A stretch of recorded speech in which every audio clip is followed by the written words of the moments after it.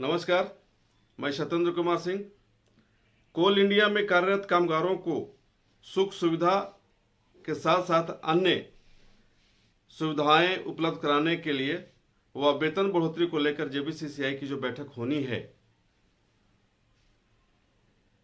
और उसमें जो भी निर्णय लिए जाने हैं, निर्णय क्या लिया जाएगा यह तो बात की बात है, लेकिन अभी इस बात को लेकर लोग चिंतित हैं।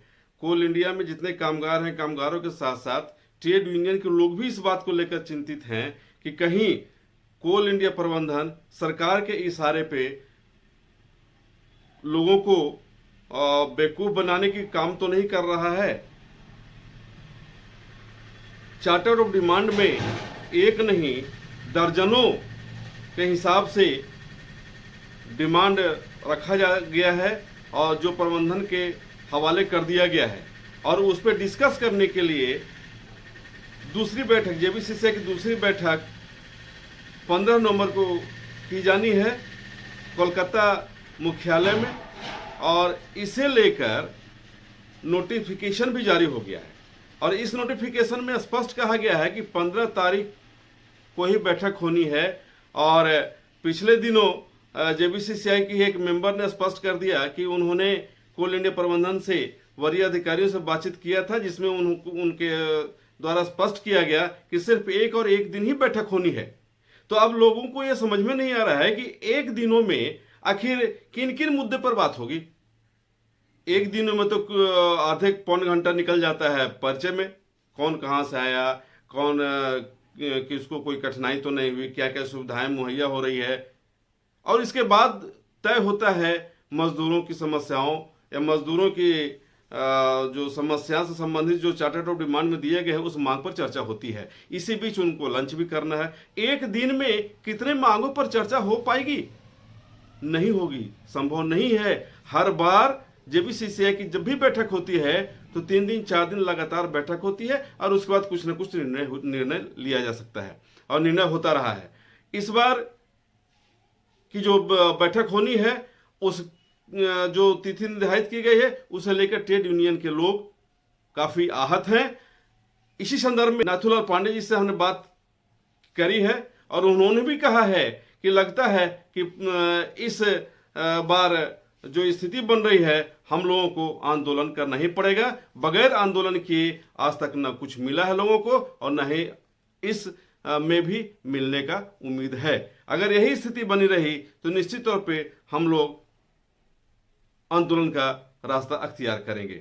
एक बात पर उन्होंने आश्चर्य व्यक्त किया कि पिछले दिनों जैसे ही हमने यानी स्वदेश वाणी ने एक खबर निकाली, यह खबर जेबीसीसीआई के मेंबर के ही हवाले से चली थी कि मेडिकल अनफिट की भी चर्चा होनी है और मेडिकल अनफिट पिछले 5 सालों से बंद है। उसमें आसनसोल के ईसीएल के कुछ एक कामगारों ने या कुछ एक लोगों ने फोन पर स्वदेश वाणी को बताया और यह जानना चाहा कि आखिर हम लोग को मेडिकल अनफिट कर दिया गया है, हम लोगों को मेडिकल अनफिट किए जाने के बाद भी नौकरी नहीं दी जा रही है।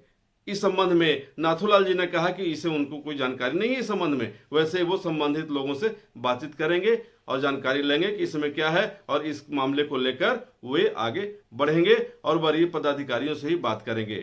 तो आइए हम चलते हैं इस संबंध में नाथूलाल जी से हमारी क्या बात हुई है वह मैं आपको सुनाता हूँ। बोल ये रहे हैं कि आपका जेबीसीसीआई की बैठक एक दिन के लिए निर्धारित किया गया है, तो एक दिन में क्या क्या होगा जेबीसीसीआई में? एक दिन तो ये बहुत कम है, कम से कम इसको तय हुआ था कम से कम 2 दिन की रखिए। आधा घंटे तक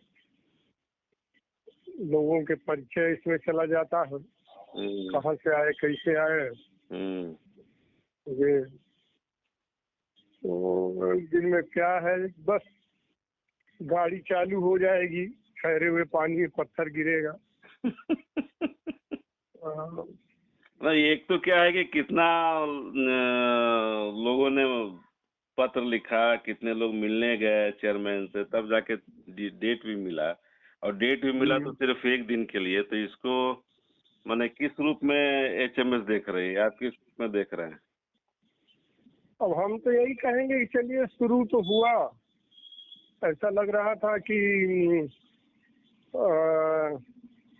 प्रतिरोध हो गया है कहीं, गतिरोध टूटा, यही मान के चल रहे हैं। आपको क्या और लग रहा है कि मतलब स्टार्ट हुआ तो क्या रेगुलर बैठक की तिथि आएगी या फिर इसके बाद आप लोग मांग करते रहेंगे? तो फर्स्ट मीटिंग में तय हुआ था कि सितंबर में करा लिया जाएगा दूसरी बैठक, हाँ हाँ हाँ लेकिन अब सितंबर में हुआ नहीं, अब अभी हो रहा है। तो ऐसी स्थिति में क्या मान के चला जाए कि देखिए अभी बहुत उपयुक्त तो समय है। हाँ हाँ अगर ट्रेड यूनियन के लोग जैसे कि सब में एकता है भी, हाँ हाँ तो मिल के अगर ठीक से हैम्पर करें, अपनी बात रखें, हम्म। तो बात बन सकती है और 2-3 सीटिंग में कोई रिजल्ट आ सकता है। तो 3 सीटिंग होगा कहाँ आपका? ये तो एक ही दिन में आपको बोला जाएगा कि भाई आप अपना अपना घर जाइए चिट्ठी के मुताबिक। तो चलिए, तो मान के चलिए कि दूसरी मीटिंग तय करने, तीसरी मीटिंग के लिए बैठक तय करने के लिए बुलाया था। तो कहीं ऐसा तो नहीं लग रहा है कि खाना पूर्ति हो रही है कोल इंडिया और गवर्नमेंट की तरफ से?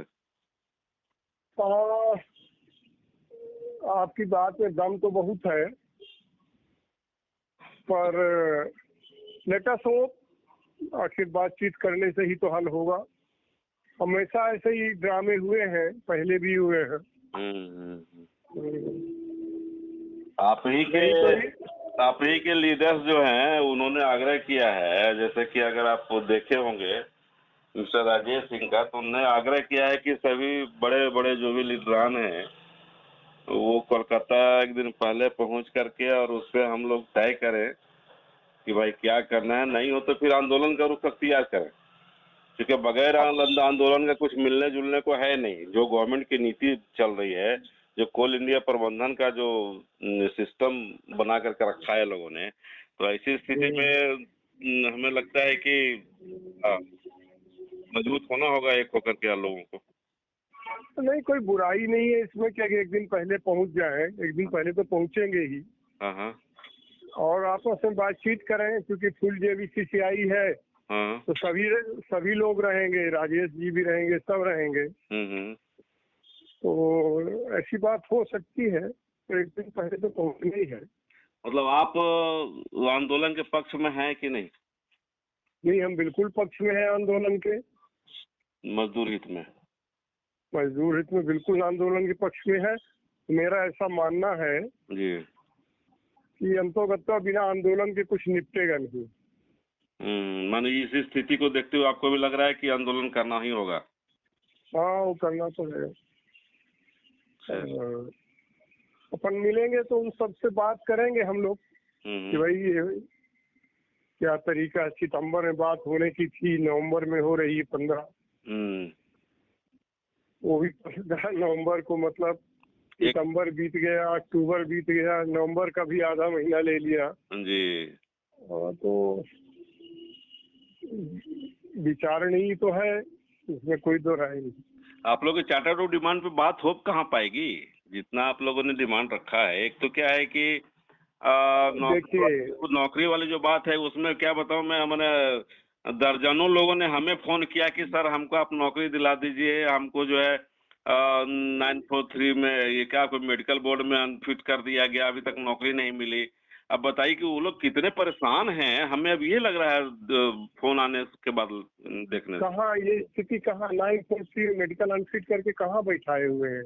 ECL में मैंने हमको लगता है कि 8-9 को लोगों का फोन आ गया कि मेडिकल अनफिट कर दिया है लोगों ने, और उसके बाद बैठा करके, और न नौकरी मिली है ना कुछ मिला है। कब किया ये, हमको नहीं पता था। मैं आज बात करता हूँ अपने काउंटर पार्ट से, पांडे से। बात करिए इसमें। अब क्या पता, हमने भी मंगाया कि ठीक है भाई आप लोग कुछ भेजो जिससे कि हम आगे कुछ कर पाए। अब नहीं अगर मान लीजिए, आप मंगवाइए जी।